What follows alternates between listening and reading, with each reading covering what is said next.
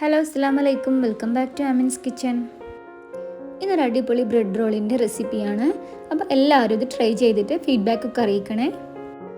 ഞാനിവിടെ 2 medium size ഉരുളക്കിഴങ്ങ് ഇതുപോലെ തൊലിക്ക് കളഞ്ഞ് കഷ്ണങ്ങളാക്കി ആവശ്യത്തിനുള്ള വെള്ളവും ഉപ്പും ചേർത്തിട്ട് പുഴുങ്ങിയെടുക്കുന്നുണ്ട്. ഇനി അകത്തേക്കുള്ള ഫില്ലിങ്ങിന് വേണ്ടിയിട്ട് ഒരു പാന് ചൂടാക്കി അതിലേക്ക് 2 ടേബിൾ സ്പൂൺ സൺഫ്ലവർ ഓയിൽ ചേർക്കാം. ഒരു വലിയ സവാള ചെറുതാക്കി അരിഞ്ഞത് ഇതിലേക്ക് ചേർത്ത് കൊടുക്കാം. സവാള ഒന്ന് പെട്ടെന്ന് വഴന്ന് വരാൻ വേണ്ടിയിട്ട് ആവശ്യത്തിനുള്ള ഉപ്പും ചേർത്ത് നന്നായിട്ടൊന്ന് വഴറ്റിയെടുക്കണം.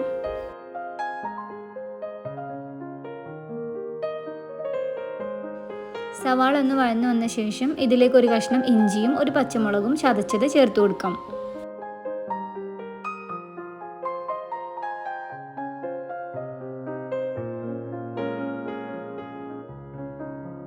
ഇഞ്ചി പച്ചമുളകിൻ്റെ പച്ച മണമൊക്കെ ഒന്ന് മാറിയതിന് ശേഷം ഇനി ഇതിലേക്ക് പുഴുങ്ങിയ ചിക്കൻ ചേർത്ത് കൊടുക്കാം.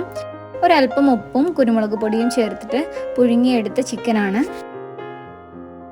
ചിക്കൻ ഒന്ന് നന്നായി മിക്സ് ആക്കിയ ശേഷം ഇനി ഇതിലേക്ക് 1/2 ടീസ്പൂൺ ചിക്കൻ മസാല, 1 ടീസ്പൂൺ മുളക് പൊടി, 1/4 ടീസ്പൂൺ മഞ്ഞൾപ്പൊടി, 1/2 ടീസ്പൂൺ ഗരം മസാല, 1/2 ടീസ്പൂൺ കുരുമുളക് പൊടി ഇവ ചേർത്ത് നന്നായിട്ടൊന്ന് മിക്സ് ആക്കാം.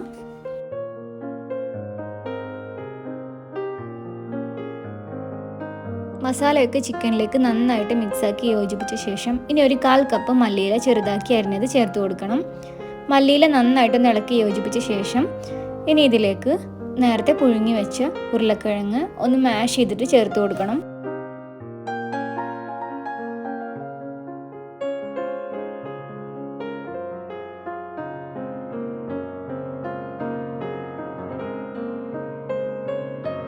ഉരുളക്കിഴങ്ങും മസാലയും ഒക്കെ കൂടി നന്നായിട്ട് യോജിപ്പിച്ച ശേഷം ആവശ്യമെങ്കിൽ ഉപ്പ് കൂടി ചേർത്ത് കൊടുക്കാം.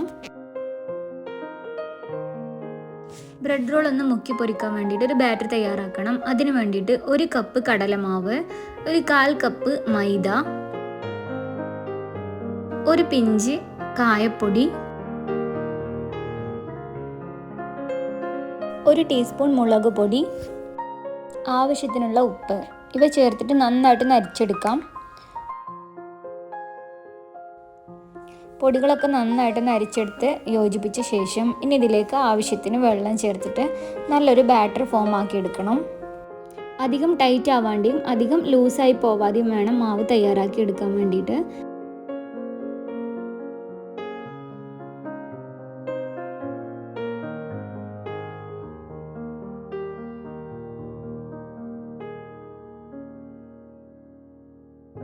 ഈ ഒരു കൺസിസ്റ്റൻസിയിൽ വേണം മാവ് തയ്യാറാക്കാൻ വേണ്ടിയിട്ട്.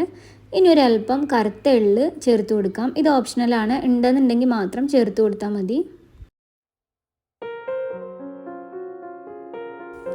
2 ടേബിൾ സ്പൂൺ മൈദ ഇതുപോലെ വെള്ളത്തിലൊന്ന് കലക്കി ഒരു പശ രൂപത്തിലാക്കി എടുക്കണം.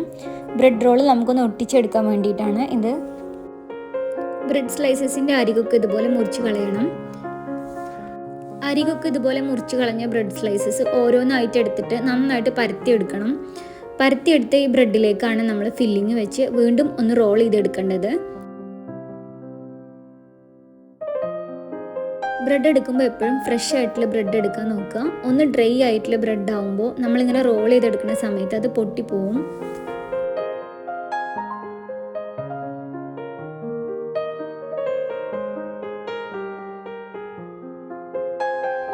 ഇനി ഇതിൻ്റെ ഈ അരികൊക്കെ നമ്മൾ നേരത്തെ തയ്യാറാക്കി വെച്ച മൈദ വെച്ചിട്ട് ഒട്ടിച്ചെടുക്കാം.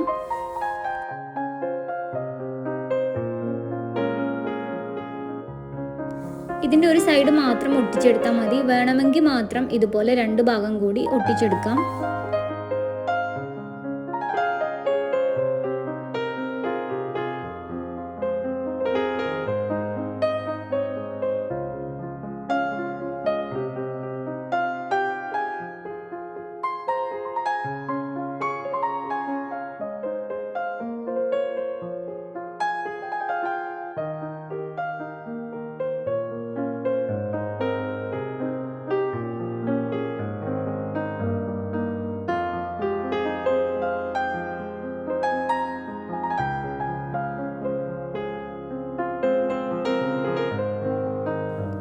ബ്രെഡ് റോള് ഫ്രൈ ചെയ്തെടുക്കാൻ വേണ്ടിയിട്ട് ഒരു പാനിൽ അത്യാവശ്യത്തിന് ഓയിൽ ഒഴിച്ച ശേഷം ഇതുപോലെ നമ്മൾ ആദ്യം തയ്യാറാക്കിയ കടലമാവിൻ്റെ ബാറ്ററിൽ മുക്കി പൊരിച്ചെടുക്കാം. ഒരു ഭാഗം ഒന്ന് മൊരിഞ്ഞു വരുന്ന സമയത്ത് ഒന്ന് മറിച്ചിട്ട് കൊടുക്കാം. ഇനി കളറൊന്ന് ചേഞ്ചായി ലൈറ്റ് ബ്രൗൺ കളർ ആവുന്ന സമയത്ത് എണ്ണയിൽ നിന്ന് കോരി മാറ്റാം.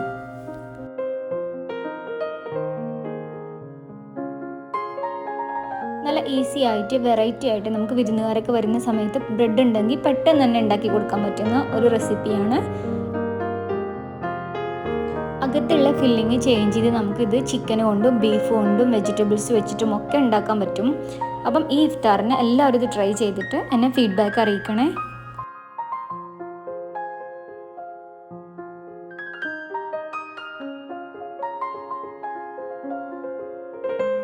അതുപോലെ ആമിൻസ് കിച്ചണിലെ റെസിപ്പീസൊക്കെ ഇഷ്ടപ്പെടുന്നവരെ ചാനൽ സബ്സ്ക്രൈബ് ചെയ്തിട്ട് സപ്പോർട്ട് ചെയ്യണേ.